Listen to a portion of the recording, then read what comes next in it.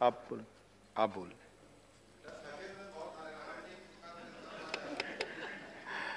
धन्यवाद महोदय, आपने इस महत्वपूर्ण विषय पे मुझे अपनी बात कहने का मौका दिया। प्लीज। नहीं, बड़ा उचित नहीं। प्लीज संजय जी आप। सर,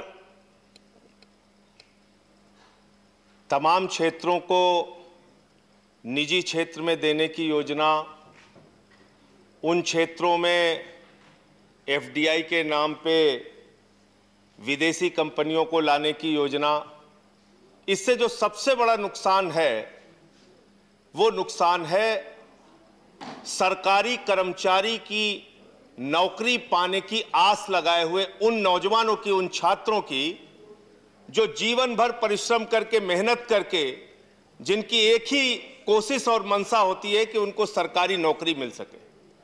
लेकिन इस निजीकरण की प्रक्रिया से हर क्षेत्र में नौकरियां खत्म होंगी।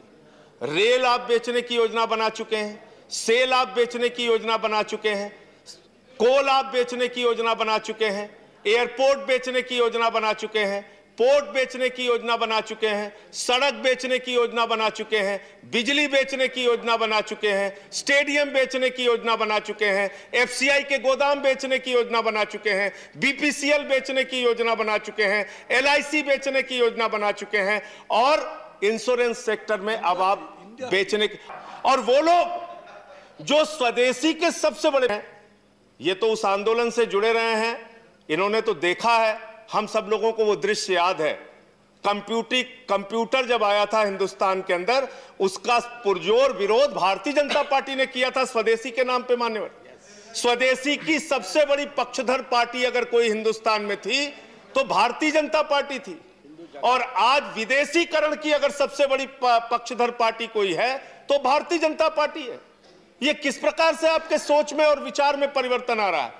और इससे जो आप एक बड़ा खतरनाक काम करने जा रहे हैं मान्यवर, कि आप जो संविधान की मूल सोच और अवधारणा थी कमजोर तबके के लोगों को आगे बढ़ाने की, बाबा साहब डॉक्टर भीमराव अंबेडकर की जो अवधारणा थी, सोच थी कमजोर तबके के लोगों को आगे बढ़ाने की, वो आरक्षण पूरी तरीके से एसटी का, ओबीसी का, एससी का, और अब तो ईडब्ल्यूएस सेक्शन, जिसको आप इकोनॉमिकली वीकर सेक्शन के नाम पे आरक्षण लेके आए। जब सरकारी नौकरी रहेगी ही नहीं तो आरक्षण किस बात का रहेगा।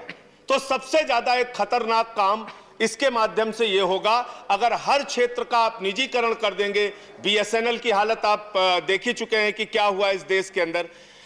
जो इस सेक्टर में आप 49% तक एफडीआई लेकर आए, उसका सही आंकड़ा क्या है मान्यवर? 49% के एफडीआई को भी आप छू नहीं पाए हैं और आप उसको 74% करने जा रहे हैं। जो इस योजना के अंतर्गत अब तक जिन लोगों को फायदा पहुंचना चाहिए, अगर आप कृषि के क्षेत्र में फसल बीमा योजना की हालत देखें, आप जनधन योजना की अपनी हालत देखें, आप यहां पे तारीफ हो रही थी कि प्रधानमंत्री जी ने तमाम योजनाएं लाई जिसका लाभ जनता को हो रहा है। 6 करोड़ खाते जनधन योजना के बंद हो चुके आपके द्वारा जो खोले गए थे। यह सच्चाई है जनधन योजना की। फसल बीमा योजना के जो क्लेम है मान्यवर, वो क्लेम राज्यों में लाखों की संख्या में है जो बकाया है, जो आज तक मिले नहीं लोगों को।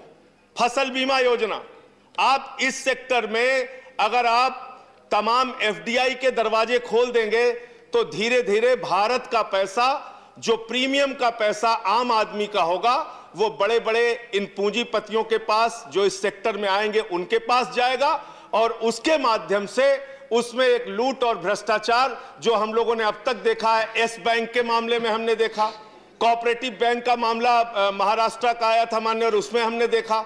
तो हर क्षेत्र में जब आप इन्हीं लोगों को बुलाएंगे तो हो ये रहा है कि आप कहीं ना कहीं पूंजीपतियों के लिए सारे सेक्टर के रास्ते खोल रहे हैं, और धीरे धीरे करके वो इसमें लूट और भ्रष्टाचार करके बाहर जाके आपको बैठ के चिढ़ाएंगे। धन्यवाद। 8 से 10 लाख करोड़ रुपए इस देश का आप उसको नाम दे देते हैं कि ये तो हम लोगों ने खाली अपने बैंक के खाते से नाम उनका हटाया है, एनपीए हो गया है। 10.5 लाख करोड़ रुपए चंद पूंजीपतियों को आपने बांट दिया। देश के बैंक को आपने बर्बाद कर दिया। हर सेक्टर को आप इसी तरह से निजी हाथों में देना चाहते हैं। इस पर रोक लगाइए और इसको स्टैंडिंग कमेटी के पास भेजिए और ये हमारी मांग है। धन्यवाद। माननीय मंत्री जी, ऑनरेबल मिनिस्टर्स रिप्लाई नाउ।